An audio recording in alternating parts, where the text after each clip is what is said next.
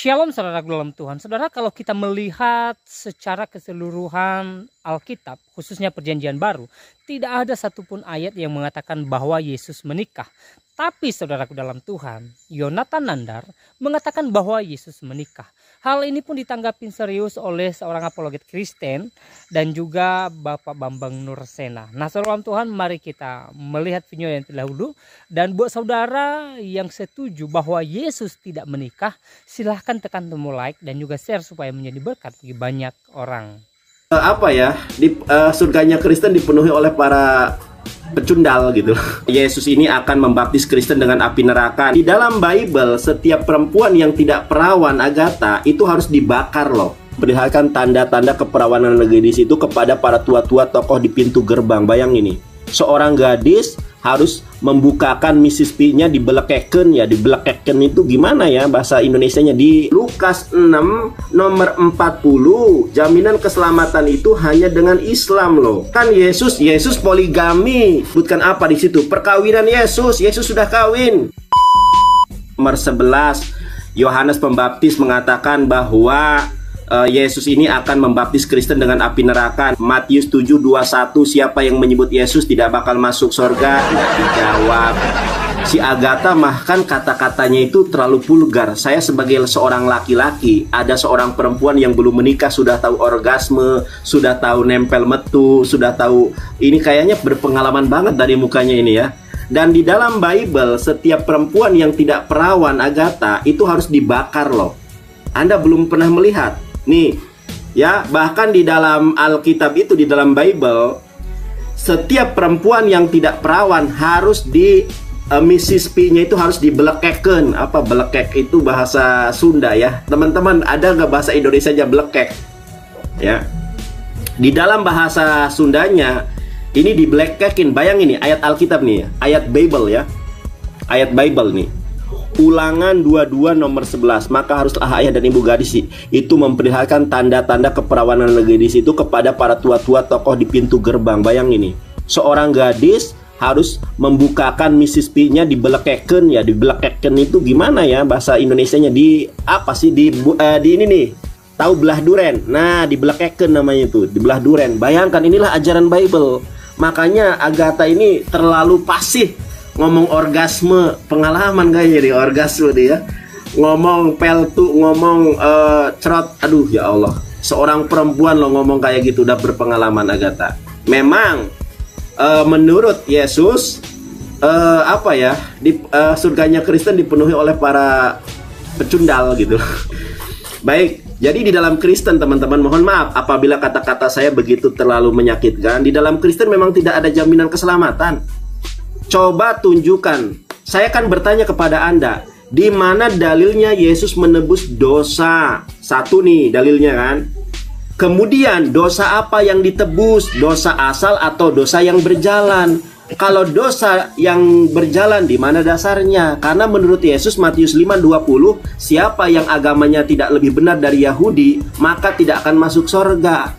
Pertanyaan berikutnya, apa agama yang benar? Apa agama yang lebih benar dari agama Yahudi?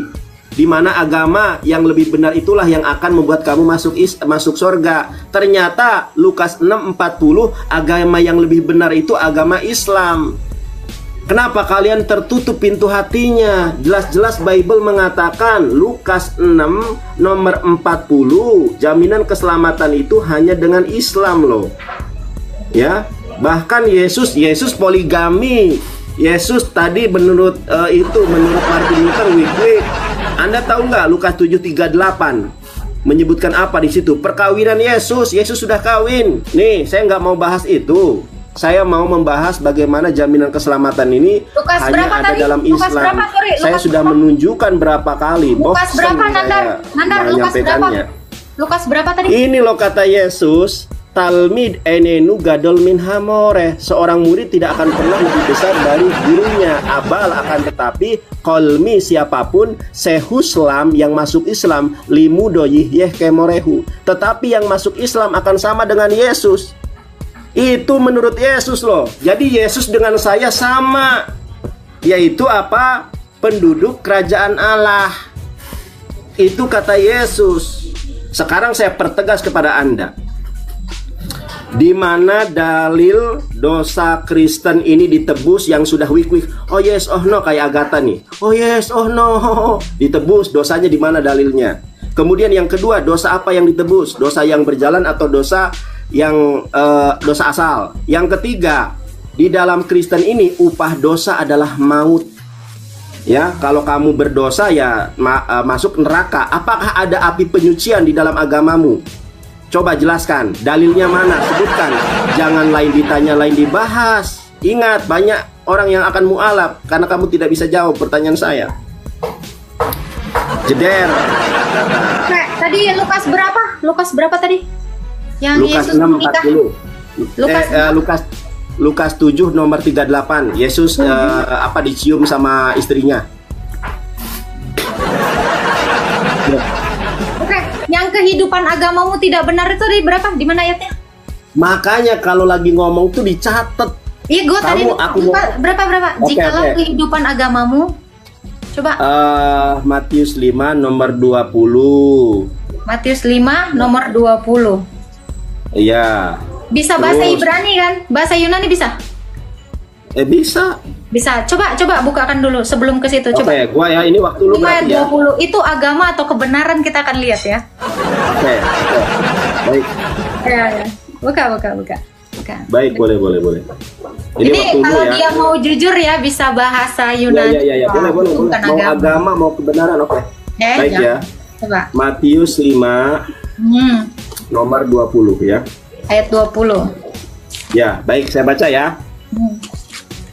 Ini waktu kamu tapi ya, jangan nggak apa-apa. Nah, ini teman-teman ya, yang mengatakan agama ini adalah Yesus ya. Coba saya baca terjemahannya dulu.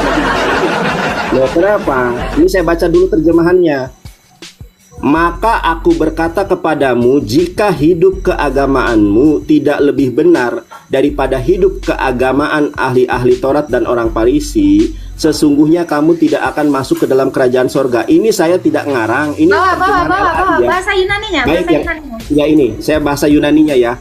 Lego garhiumin hoti eanme perisiate he di kayo sune human playon ton kata agama yang mana? Kata agama yang mana? Sebentar. Iya, sebentar dulu.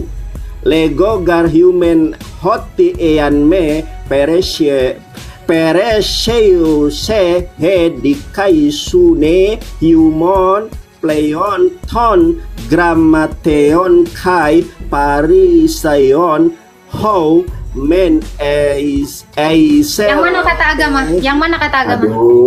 Lanjut loh, ayo. Mana kata agama? Nggak usah sampai atas. Kata agama yang mana? Oke, sebentar dulu. Ini kata agama Gramateon.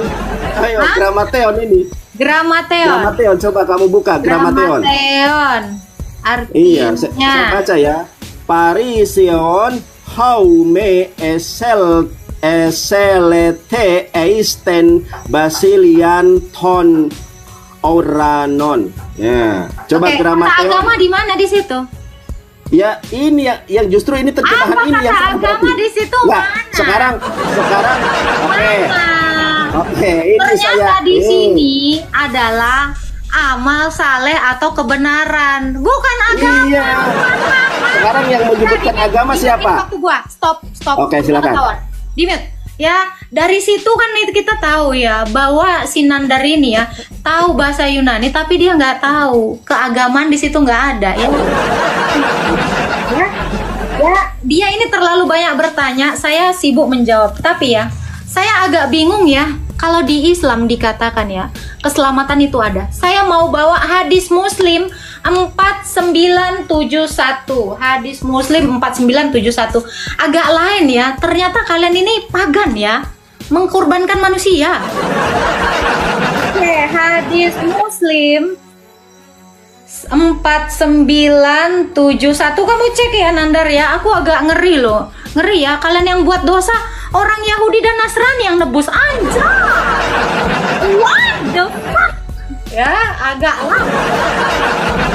Kalau kita baca ya Nandar ya, aduh, ini ngeri loh. Tuhanmu nggak ada kerjanya ya.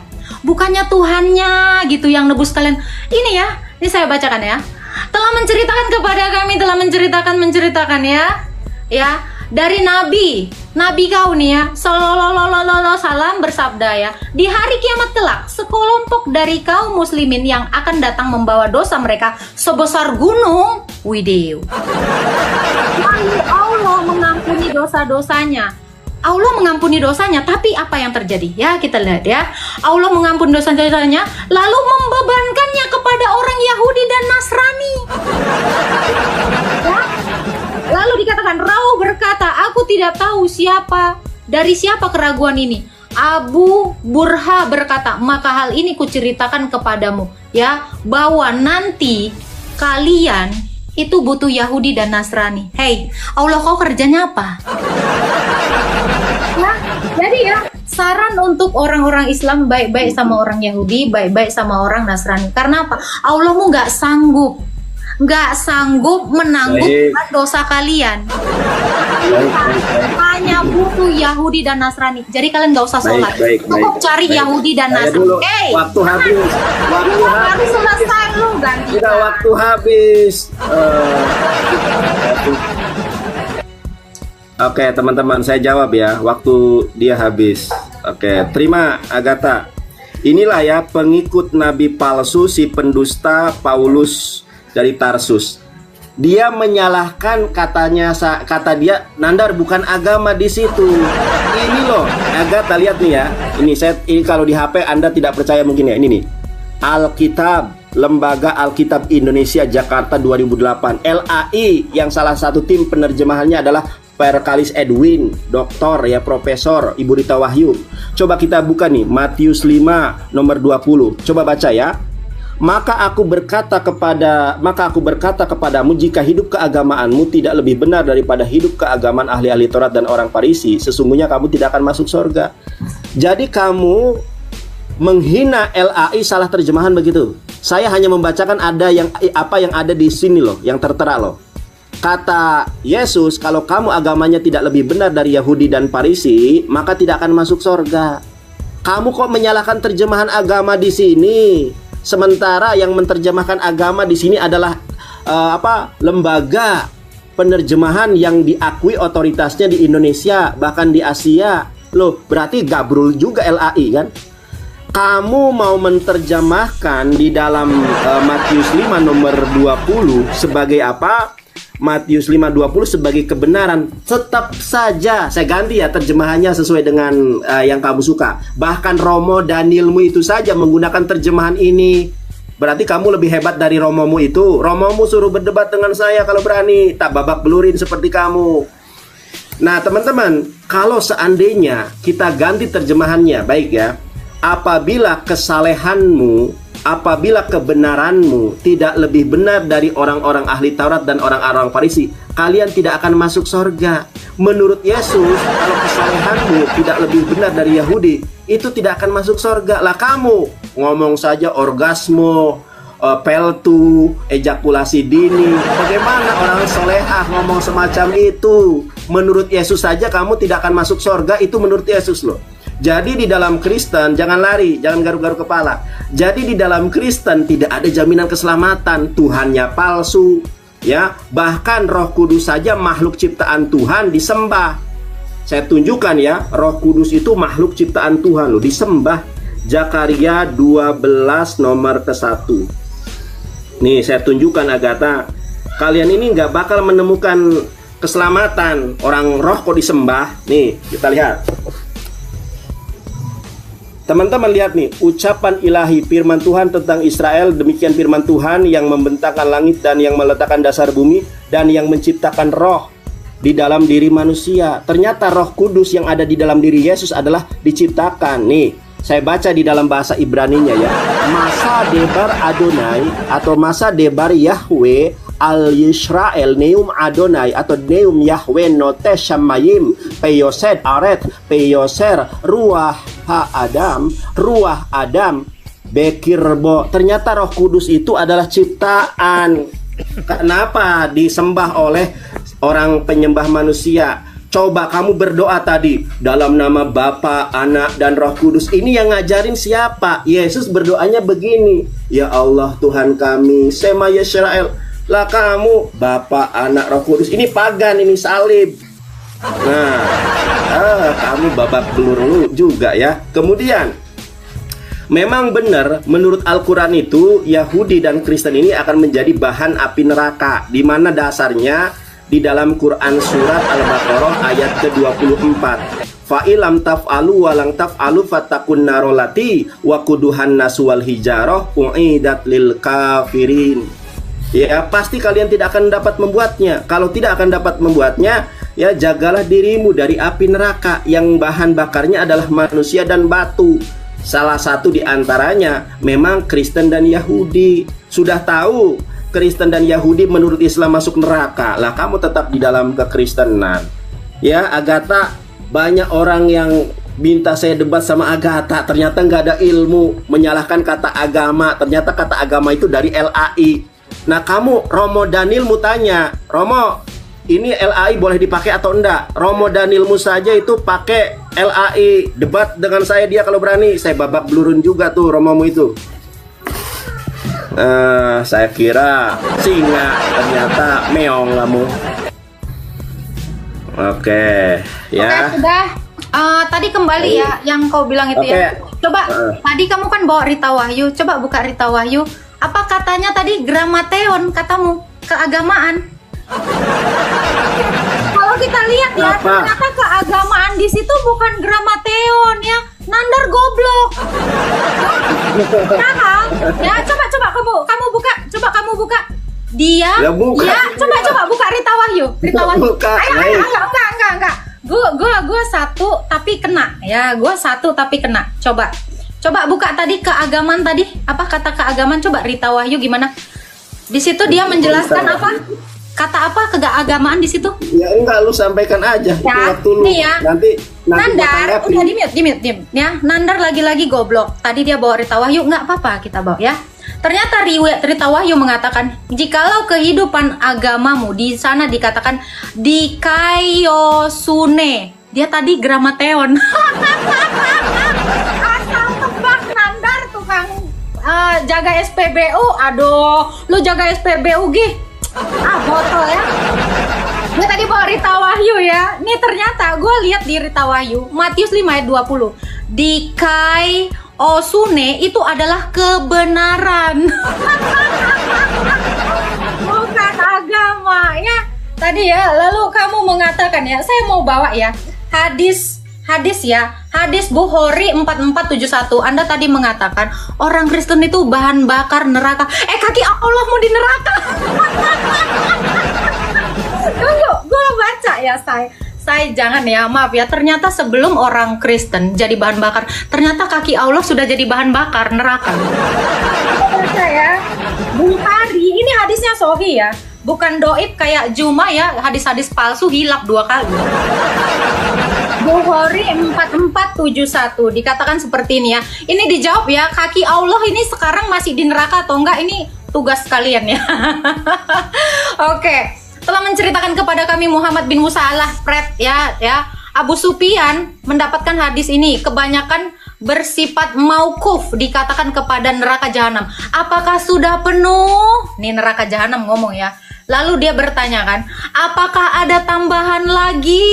Maka Allah tabaraka wa ta'ala meletakkan kakinya duer di neraka.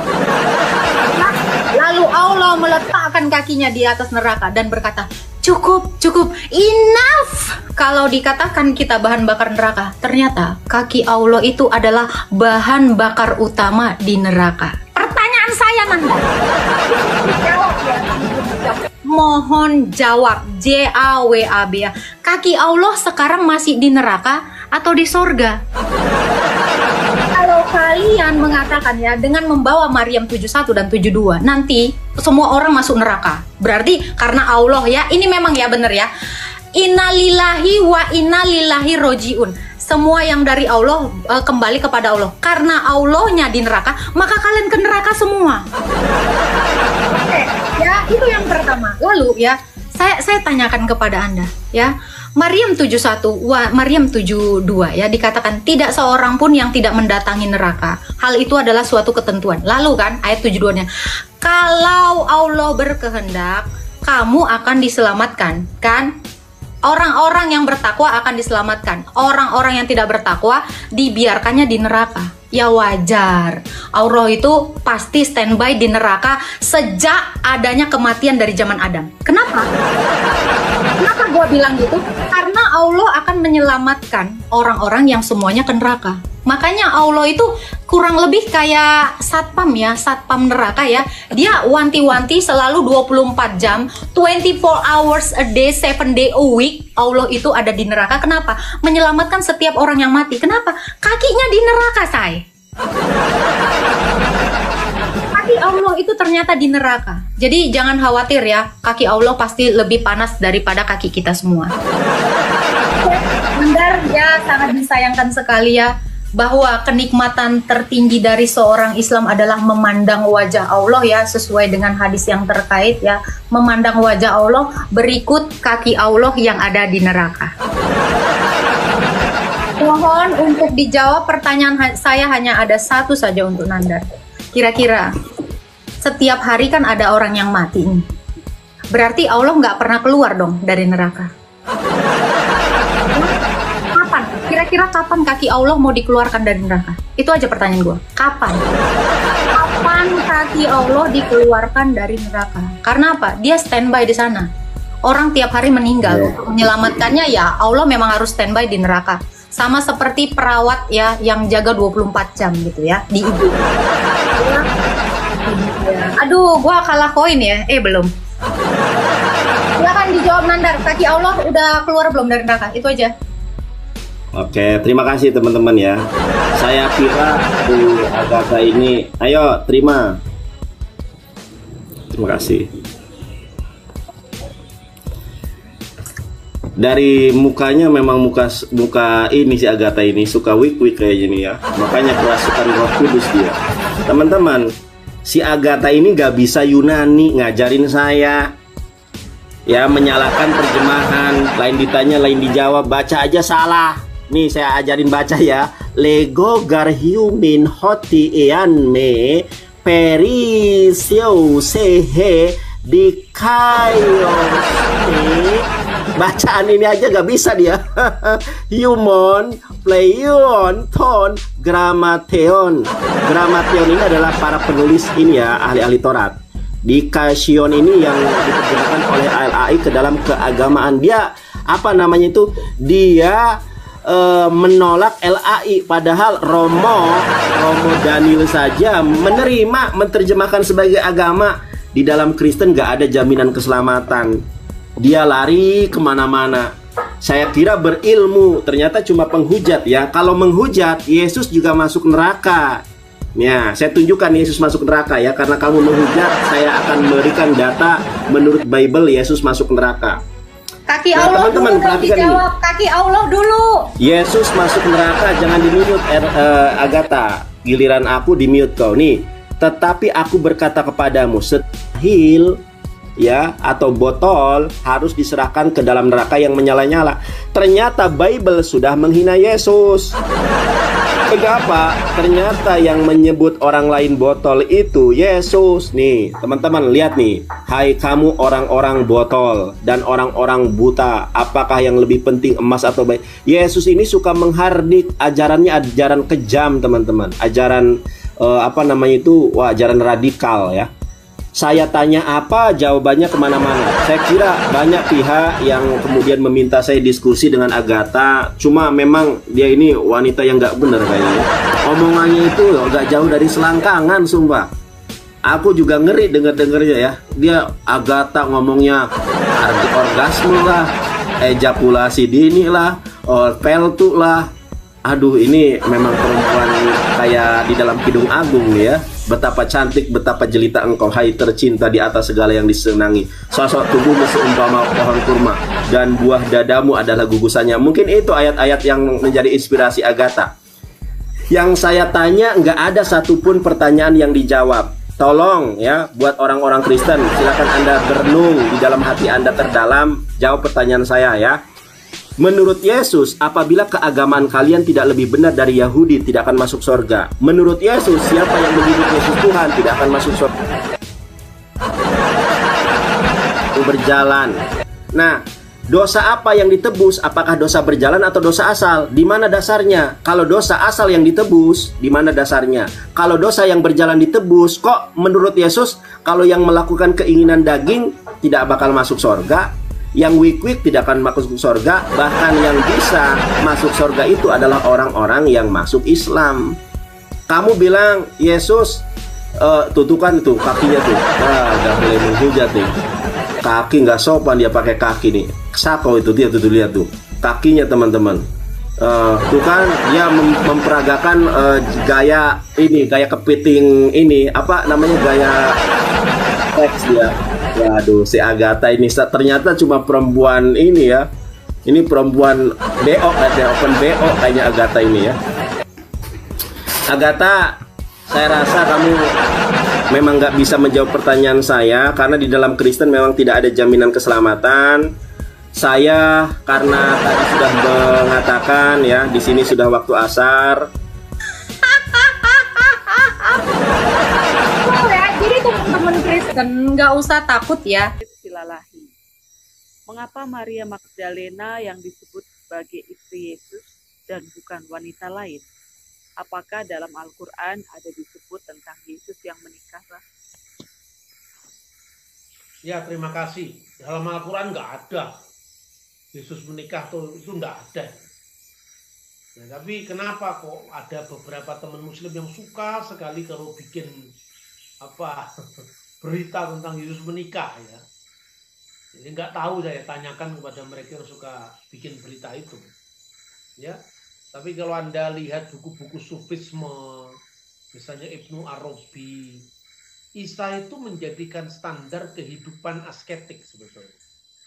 Nah, biasanya kehidupan asketik itu kan bukan kehidupan yang seperti kehidupan pada umumnya, kebanyakan seperti itu. Kemudian kenapa Maria Magdalena? Pertanyaan ini seperti pernah disampaikan juga di forum Pijar, saya kira, yang tanya seperti ini. Mirip ya pertanyaannya. Kenapa kebangkitan itu Yesus menampakkan diri dulu kepada Maria Magdalena, bukan kepada ibunya, Maria ibu Yesus, gitu kan? Nah, pertanyaan seperti itu sebetulnya kalau di otak-atik orang bisa salah itu. Karena apa? Nah, inilah buktinya. Yesus menampakkan diri dulu kepada istrinya, kan itu kan? Makanya Maria itu punya hubungan khusus dengan Yesus, kan gitu kan? Nah, tetapi di balik tindakan-tindakan Yesus itu tentu pertama dilihat sekali lagi konteksnya. Lalu kita bisa menangkap apa misi utamanya. Misalnya gini, kenapa Yesus menampakkan diri kepada perempuan, bukan kepada laki-laki? Orang bisa melihat bahwa posisi wanita pada masyarakat Yahudi itu tidak boleh menjadi saksi. Yesus secara radikal mau menunjukkan kepada dunia bahwa harga seorang perempuan itu benar-benar setara dengan laki-laki. Itu bagian dari revolusi kesamaan gender itu kalau ditafsirkan secara modern. Sekalipun tetap ada batas peran. Tapi laki-laki itu, perempuan itu bukan separuh manusia. Maka Yesus mau nunjukkan itu. Karena itu maka gereja Katolik ya itu memberikan gelar kepada Maria Apostola Apostolorum dalam bahasa Latin. Artinya rasul segala rasul. Kenapa saya mengutip gereja Katolik? Karena yang sering disalahpahami gereja Katolik. Kalau gereja Ortodok kan jarang disalahpahami karena orang tidak kenal Ortodok di Indonesia kan. Dan biasanya seperti itu, yang dijadikan rujukan kaum polemikus itu biasanya cepat viral kalau nyerang Katolik kan gitu kan. Makanya yang diserang-serang itu selalu saya bela. Seperti itu. Jadi kenapa digelari Apostola Apostolorum? Karena memang kebangkitan Yesus itu adalah puncak dari semua karya Yesus. Kalau Yesus itu tidak bangkit di antara orang mati. Yesus itu seperti nabi biasa. Semua nabi kan sudah mati. Sehebat apapun dia. Tetapi iman Kristen memproklamirkan Yesus yang bangkit dari antara orang mati. Dan itu yang menjadi penanda yang tidak dimiliki oleh nabi-nabi yang lain. Maka tanpa kebangkitan orang mati, sia-sialah pewartaan kami dan sia-sialah iman kamu, kata sang rasul seperti itu dalam 1 Korintus ya. Maka apostola-apostolum itu karena pentingnya kebangkitan Yesus itu, dan Maria adalah saksi yang pertama itu, yang menyaksikan itu, maka disebut rasul segala rasul. Apa yang kamu wartakan itu, rasul ini, rasul itu, tidak ada artinya tanpa kebangkitan itu. Makanya ungkapannya rasul segala rasul. Tidak harus diartikan, harus dipertentangan dengan Petrus. Terus dia mencomot Injil abad keempat, Injil-Injilan itu abad keempat, ungkapan Petrus. Kenapa engkau lebih dekat kepadanya ketimbang dengan kami? Nah, ini bukti. Ada jejak-jejak kecemburuan rasul yang laki-laki terhadap kaum perempuan, khususnya Maria Magdalena. Dan itu dijadikan untuk nyerang institusi Vatikan. Itu kan ketika muncul itu film Da Vinci Code itu menyerang Vatikan. Sedangkan istilah apostola-apostolum itu istilahnya Katolik, kok dibuat nyerang Katolik gimana ya? Makanya kadang-kadang polemikus itu memang ya otaknya ndak pinter. Makanya itu dia nyomot-nyomot sana, dia ndak ngerti yang dicomot itu miliknya siapa. Kan senjata makan tuan itu. Yang memberi gelar apostola-apostolum tradisi Latin Katolik kok mau dijadikan alat untuk menyerang Katolik. Itulah sebabnya maka Kristus mengizinkan Maria yang menyaksikan kebangkitannya. Pertama, dia memproklamirkan kepada dunia bahwa ada kesamarataan. Perempuan itu bisa dipercaya. Ingatlah ketika kamu anti perempuan atau membuat perempuan nomor 2 dalam kehidupan sosialnya. Ibu yang melahirkan kamu itu perempuan. Dari rahim seorang perempuan pun kita meneruskan generasi. Dari rahim sang perempuan itu maka Kristus disalibkan. Karena untuk menggenapi nubuat bahwa keturunan perempuan ini akan meremukkan kepala ular. Dan ular itu akan meremukkan tumitnya. Jadi ada banyak hal yang bisa dilakukan itu. Nah, pertanyaan kedua, kenapa bukan kepada ibunya, tapi kepada Maria Magdalena? Nah, itu kasus lain. Coba perhatikan narasi tentang Bunda Maria waktu perkawinan di Kana. Ketika Yesus mengatakan, menegaskan otoritasnya sebagai putra Allah bahwa saatnya belum tiba. Dia mengatakan apa? Ibu mau apa daripadaku? Saatku belum tiba. Tetapi Maria dengan sangat beriman kepada putranya Yesus Kristus. Dan dia mengatakan kepada petugas di perkawinan itu, apapun yang dilakukannya, kamu lakukan. Jadi Maria menyimpan iman dalam hatinya. Kalau Maria tidak beriman, jadilah kehendak Tuhan atas diriku. Maka Maria punya peran dalam sejarah keselamatan, sekalipun bukan aktornya, gitu loh. Nah, kalau Maria dikasih tahu, Maria sudah tahu kalau dalam bahasa imannya dia bahwa apa yang dilakukan oleh putranya itu akan membawa kepada keselamatan. Sementara Maria Magdalena kan kebingungan. Disangka saking paniknya itu dianggap juru taman kan begitu kan. Terus kemudian perhatikan. Di dalam Injil Yohanes pasal 19 ayat 20 ya berapa ini? Ayat 25 ya. Dari dekat salib Yesus berdiri ibunya dan saudara ibunya Maria istri Kleopas. Saudara ibunya yang bernama Maria istri Kleopas itu bapak, itu ibunya dari Yakobus saudara Kristus. Dan Kleopas itu adalah, kalau menurut sejarah gereja, itu adalah adiknya Yusuf suami Maria. Kleopas ini pula yang termasuk 70 murid yang menyaksikan Yesus dalam perjalanan ke Emmaus. Kemudian dan Maria Magdalena. Ayat 26, ketika Yesus melihat ibunya dan murid yang dikasihnya itu, maksudnya Yohanes, di sampingnya, berkatalah dia kepada ibunya, ibu, inilah anakmu. Kata ibu yang dipakai di sini bahasa Yunaninya gunai, inilah anakmu. Lalu pada ayat berikutnya kemudian katanya kepada murid-muridnya, inilah ibumu. Kata ibumu yang kedua ini, inilah metermu. Meter itu ibu secara jasmani. Artinya Maria sehebat apapun, dia adalah seorang ibu yang membutuhkan perlindungan dari yang lain. Makanya Yesus menitipkan itu kepada murid yang terkasih. Dan sejak saat itu murid itu menerima dia dalam rumahnya. Itu membuktikan bahwa Bunda Maria memang tidak punya anak lain selain Yesus. Dan ini catatan dari gereja-gereja kuno, bukan hanya tafsiran orang modern. Terus kemudian ketika Yesus mengatakan, Gunai, inilah anak. Apa yang mau ditekankan Yesus sebetulnya? Dalam Kejadian pasal 3 ayat 15, itu kan bahasa aslinya Isah. Isah itu perempuan. Tetapi di dalam Alkitab terjemahan bahasa Yunani yang dikenal Septuaginta diterjemahkan Gunaikos. Bentuk singkatnya Gunai. Dan Yesus sedang bercerita kepada ibunya secara fisik itu. Sekarang bayangkan, ini jangan membayangkan konflik Katolik Protestan dulu, jangan bayangkan. Itu bayangkan yang disalib itu diri kita, dan ibu kita lihat kita menderita di bawah kita. Jangan bayangkan doktrin Mariologi. Jangan bayangkan Katolik bertengkar sama Protestan dulu. Mari kita gunakan kemanusiaan kita. Waktu Maria ibu Yesus melihat putranya digantung di salib. Betapa tabahnya seorang ibu. Dan itu yang sudah dinubuatkan dicatat dalam Injil Lukas. Sebilah pedang akan menembus jiwamu sendiri. Inilah saat-saat Maria merasakan sebilah pedang menembus jiwanya. Tetapi Yesus seperti menghibur. Ibu, anakmu sekarang ini sedang menggenapi apa yang dinubuatkan sejak awal kejatuhan manusia.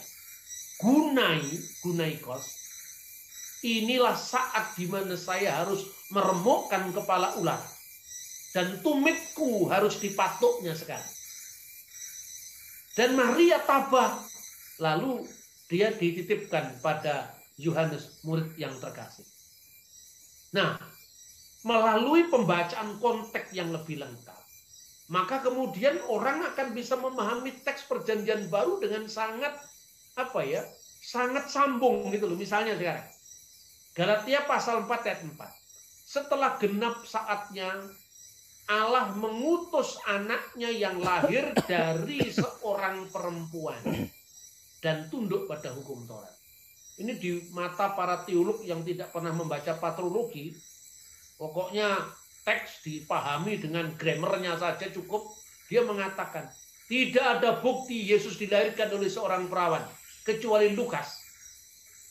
Dan Matius pun itu mengutip teks yang bermasalah. Katanya. Karena apa? Teks aslinya Almah itu hanya berarti perempuan muda, tidak harus perawan. Meskipun Septuaginta menerjemahkan Parthenos yang artinya anak darah. Hanya Lukas yang secara tegas mengartikan Yesus lahir dari seorang perawan. Berarti tidak ada bukti Yesus lahir dari seorang perawan. Ini para teolog-teolog liar yang hidup di abad-abad modern. Padahal konteksnya, kalau menurut bapak-bapak gereja ya, lahir dari seorang perempuan itu Gunaikos yang membayangkan penebusan pada masa hari Sang Mesias, menyatakan perbuatan ajaibnya yaitu meremukkan kepala ular tadi. Jadi istilah perempuan dalam Galatia itu tidak harus dipertentangkan dengan Yesus lahir dari perawan atau tidak gitu. Nah ini kan membutuhkan bukan sekedar telaah tentang gramatika teks, tetapi juga konteks dan bagaimana sejarah gereja secara dari abad ke abad menghidupi kitab suci itu dalam baik, iman salam gereja. Tuhan, videonya kita Itu sudah yang simak apa yang dibahas apologi Kristen dengan Yonatan Nandar dan juga pencerahan yang disampaikan oleh Bapak Bambang Nursena tentang Yesus menikah. Nah, apa yang disampaikan oleh apologi Kristen tadi sangat luar biasa, bahwa Yesus tidak menikah. Dan seperti yang saya bilang di awal, kalau kita melihat keseluruhan Alkitab, khususnya Perjanjian Baru, ya, tidak ada satu ayat pun yang mendukung Yesus menikah. Yesus justru tidak menikah. Selama 3 tahun lebih dia berada di bumi ini, ya, dia melayani, ya, dari umur 12 tahun, ya, bahkan dari umur 30 tahun, apalagi dia melayani dan dia menunjukkan bahwa dia adalah yang ilahi, ya. Nah, saudaraku dalam Tuhan, yang perlu kita pahami di video tadi bahwa Yonatan Nandar tidak mengerti Alkitab, tidak memahami Alkitab. Yonatan Nandar tidak punya pengetahuan tentang Alkitab, sehingga dia hanya sekedar berasumsi tentang Alkitab, mengatakan bahwa Yesus menikah. Padahal tidak ada satupun ayat dalam Alkitab, khususnya Perjanjian Baru, sekali lagi khususnya Perjanjian Baru, yang mengatakan bahwa Yesus menikah, ya. Dan puji nama Tuhan, ya, apologet Kristen di video tadi menjawab apa yang disampaikan oleh Yonatan Nandar, menjelaskan bahwa Yesus tidak menikah, ya. Dan saudaraku dalam Tuhan, ya, pesan buat Nandar, berhentilah membahas iman Kristen, berhentilah membahas Alkitab, karena jelas-jelas Nandar tidak paham Alkitab, ya, gagal paham Alkitab. Jadi lebih baik dia fokus dengan agamanya dia, fokus dengan imannya dia. Kalau dia mau membicarakan kitabnya dia, membicarakan imannya dia, saya rasa itu lebih memberkati pendengarnya daripada dia membicarakan Alkitab, berkoar-koar tentang Alkitab, tetapi nyatanya dia tidak paham Alkitab, ya. Itu yang perlu kita pahami, dan itu pesan kita tentunya buat Nandar. Dan sekali lagi kita bersyukur hari-hari ini Tuhan memakai hamba-hambanya untuk meluruskan pernyataan-pernyataan yang salah tentang penjelasan Alkitab. Seperti Nandar di video tadi menjelaskan Alkitab tetapi salah semua, dan ada anak-anak Tuhan yang dipakai Tuhan untuk meluruskan apa yang mereka sampaikan. Ini sangat luar biasa. Dan juga penjelasan-penjelasan hamba-hamba Tuhan di video tadi, ya, memberikan kita pencerahan, memberikan kita wawasan bahwa Yesus tidak menikah, tidak seperti yang disampaikan oleh Nandar, ya. Nah, saudaraku dalam Tuhan, apa tanggapan saudara setelah menonton dan mendengarkan apa yang mereka bicarakan di video tadi? Silahkan tulis di kolom komentar. Tuliskan tanggapan yang baik, yang positif, terutama tanggapan yang memuji, memuliakan nama Tuhan di atas kerajaan sorga, ya. Dan di kesempatan juga saya kembali ingatkan kita supaya kita tetap semangat menjalani hari-hari kita. Apapun yang kita alami hari-hari ini, mari kita tetap semangat, mari kita tetap mengandalkan Tuhan, mari kita tetap berserah kepada Tuhan, mari kita tetap percayakan kehidupan kita kepada Tuhan, dan percaya bahwa pertolongan Tuhan tidak pernah terlambat dalam kehidupan kita. Nah, saya tidak terlalu panjang lebar menyampaikan pesan video ini. Semoga video singkat ini memberkati kita, menguatkan iman kita, dan kiranya Tuhan Yesus Kristus memberkati kita sekalian.